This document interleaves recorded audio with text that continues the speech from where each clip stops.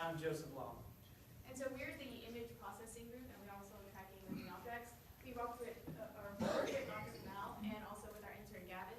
So we just want to give them a little shout out for that, and thank you for all that they've contributed to us.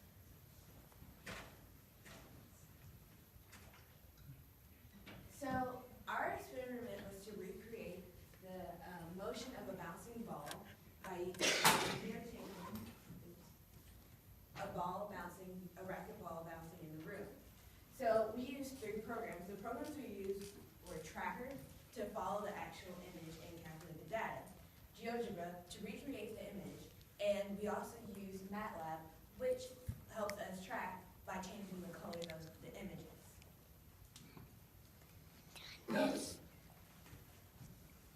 So our project was really fun because we got to stay in the AC and we got to play racquetball. So as you can see, as we said, we were tracking a moving ball. So we went to the racquetball room, senior rec center, and we would just aim the ball at the wall and just watch the motions it would take, follow the patterns. And so by doing this, it was really easy. We just needed a video camera, racquetball materials, the room, and of course we needed a meter stick. That way we could find the length, the dimensions of the room itself. So when we actually did the image processing, we could find ratios, and it would help us see like things like the depth of the room, so we could track the ball and get accurate data points and see the motion, angles, stuff like that. And so it was really simple. We all just took turns going inside the room, hitting the ball back and forth. We tried doing the same pattern, aiming for one wall, watching where it would bounce. And you'll see through the different programs in the computers, it was really neat to see how well the computers would track the ball, so we could see the different paths it would take. And it was a really neat program that we've never been introduced to before. The only complication with the camera is that sometimes it would come out of focus, so we had to be very selective with the videos we did use, but we'll go back to that. So here's just a little bit of sample videos that we took in order to get the data points. Okay. That's my lovely voice. So you can clearly see the ball just bouncing back and forth. That was one shot. Actually, it's right there. And that's really all we were doing, is going back and forth, taking different angles, trying to find the ball. You can see that really. So we aimed for that wall right there in the upper, well, it's actually in the middle, but here is toward the upper part of the left wall. And because the racquetball room is closed in, it's very helpful when you do stuff like this, which I love about it. So we could videotape outside without breaking stuff, because I want my $200 back.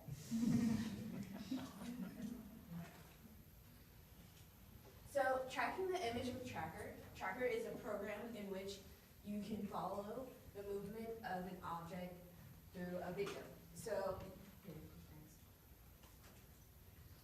this was one frame. So when you take a video, it's basically just frames moving together. Yeah.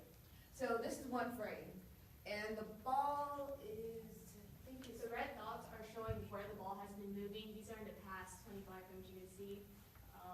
So as you follow the red dots, like connect the dots, that's the path the ball is taking.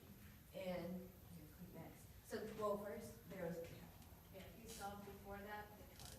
This was a chart that was created automatically by the computer. When you can track the image by doing the first full image of the ball, and then the computer will track most of it until it loses the image, usually because something like this happens where it can't tell where the image is because they sort of blend in together. So after tracking the image, the computer will then give you the velocities and the accelerations in both the x and the y direction. We'll then use them for GeoGebra. So GeoGebra is one of the other programs that we use next. We would use data that we got from Tracker and use it on here. Something big that we were doing also with GeoGebra was looking at the dimensions of the room. And this is where your high school math can finally be applied to real life. So as you can see, we did a lot of trigonometry with the triangles. This is actually how we got the dimensions of the room. We used Michael right here in the back as a reference point. We knew exactly how tall he was, 6 to 9 inches. And we would use him to make right triangles all over the wall. and then use the basic trick of using tangent. And the law of sine. Yeah, so we could get the angles, we could see how long the moves were, and we would get all that data point. And what that would end up doing is that we could then see how far the ball would go, getting the radius of the ball, tracking it, seeing how much smaller it gets as it reaches the back of the wall. And so using that, we can see the speed, we can see the path is taking, how fast, and then as you can see the angles it would hit. So this is just one of the neat things that GeoGebra would help us do. She chose the image, by the way. And you can see on the far right all the math that we had to do, so thank you, Matt. Yeah, so I also made a 2D model, and to do this, I used all the points from a tracker and imported it into GeoGebra. After that, I used a spline. I originally thought it was called spline, but kind of makes it. So spline is a piecewise function that curves the bounce of the ball. So you know how when you see a drawing, you'll see the little line after the ball? That's what spline does. So after I had multiple little bounces, I then I created another piecewise function, the conditional one, where it's if this, then that, to connect all these points. And that's all I did with that. And from there, what I did, I took all the list of these points and put them into GeoGebra.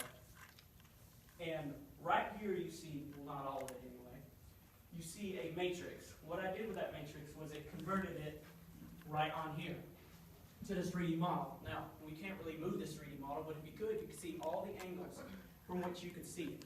Now, the difference between a 2D model and a 3D model is 2D model, you can see it at one point. Your X and your Y. And for your 3D model, there's a Z. This third plane is what differentiates between the two, so you can turn it and you can see it from different viewpoints and angles. And you can't really do anything much without using a matrix. So this matrix is what causes this 3D model to pop up. We actually use matrices. I've been waiting since freshman year for this.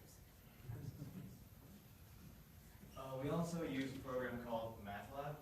With MATLAB, we used it because we had a tough time trying to track the ball because sometimes it may track something else. And so, okay, that's the original image. You can see the balls up there, and at times it would track the racket instead. And so, okay, we took away all the red, green, and blue values and made it black and white. And then we inverted the black and white image to this. Then we just inverted the colors. And our final product was this, which inverted the green and red colors, which made it easier to track. So for the conclusion, well, you can tell that we used a lot of math, as frustrating as math is. It's so used to human, right? Well, like it says, math is present in many modern applications involving editing, and we utilize it to make images better and recreate life in a better format. Now, a lot of things that we use in math, like we recreate an automobile with 3D modeling. It helps see the flaws and fix them. We use it in gaming industries. It's a really big thing in gaming industries. We make 3D models of characters and whatnot. But really what we're doing right here is we're editing an image, looking at it from multiple viewpoints and seeing where we need to go next, where we need to predict. And that's what really helps us in the end.